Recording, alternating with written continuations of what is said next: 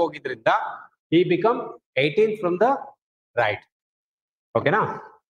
ಈಗ ನಾವೇನ್ ಕೇಳಬೇಕು, what is the previous position of Rakesh ಅಂತ ಇದೆ ಲೆಫ್ಟ್ ಗೆ. ಹೌದಾ? ಇರ್ಲಿ, ಫಾರ್ಮುಲಾ ತಗೊಳ್ಳೋಣ ಅದನ್ನೇ. Total students equals L plus R. ಇಷ್ಟು ಬರ್ಕೊಳ್ಳಿ. -1 ಬರುತ್ತಾ ಪ್ಲಸ್ -2 ಬರುತ್ತಾ, ಅದು ಯಾಕೆ ಅಂತ ಪ್ರೀವಿಯಸ್ ಅಲ್ಲಿ ಕಲ್ತಿದ್ವಿ. ಈಗ ಇಲ್ಲಿ ನೋಡೋಣ, ಟೋಟಲ್ ಎಷ್ಟು ಜನ ಸ್ಟೂಡೆಂಟ್ಸ್ ಇದ್ದಾರೆ ಇಲ್ಲಿ? 35. So you can write in the place of total students. The total students are 35. Okay, Rakesh ಅನ್ನೋರು ಎಡಗಡೆಯಿಂದ ಎಷ್ಟನವರು? Rakesh from the left. No, towards to right. He moves 6 position. ಗೊತ್ತಿಲ್ಲ ಎಡಗಡೆಯಿಂದ ಎಷ್ಟನವರು ಆಗಿದ್ರು ಅಂತ ಗೊತ್ತಿಲ್ಲ ಎಕ್ಸಾಕ್ಟ್ ಆಗಿ. ಎಕ್ಸಾಕ್ಟ್ ಪೊಸಿಷನ್ ಗೊತ್ತಿಲ್ಲ. Okay, and he is from the right. Right ನವರು ಎಷ್ಟನವರು ಆಗಿದ್ದಾರೆ? 18. ಬಲಗಡೆಯಿಂದ 18ನವರು ಅಲ್ವಾ? 18ನವರು.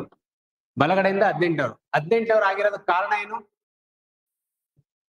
6 ಪ್ಲೇಸ್ ಬಲಗಡೆ ಮೂವ್ ಆಗಿದ್ರಿಂದ 18ನವರು ಆದ್ರು. ಇಲ್ಲಿಗೆ +6.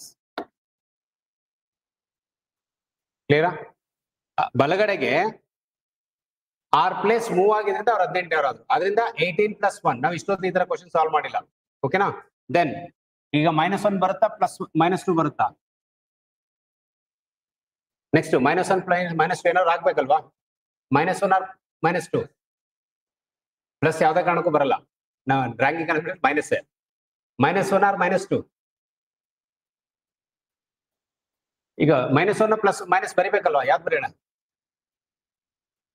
ಸೊ ವಿ ಟಾಕ್ ಅಬೌಟ್ ಯಾರ ಬಗ್ಗೆ ಮಾತಾಡ್ತಿದೀವಿ? Rakesh is only 1 person. -1 confident ಆಗಿ ಹೇಳಿ. ಸಾಲ್ವ್ ಮಾಡಿ. ಈಗ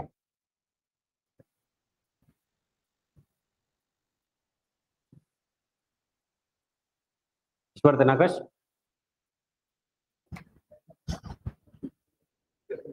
ಟ್ವೆಲ್ವ್ ಬರುತ್ತಲ್ವಾ? ಎಸ್, ಇದು 35 ಹಾಗೆ ಇರುತ್ತೆ. ಇದು ಎಲ್ ಪ್ಲಸ್ 18 + 6 ಎಷ್ಟಾಗುತ್ತೆ? 24 - 1. ಅಲ್ಲಿಗೆ 35. 24 - 1 23. 23 ಈ ಕಡೆ ಬಂದಾಗ ಏನಾಗುತ್ತೆ? -23 equals left. 35 - 23 12.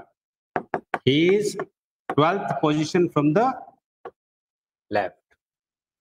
He is 12th position from the left.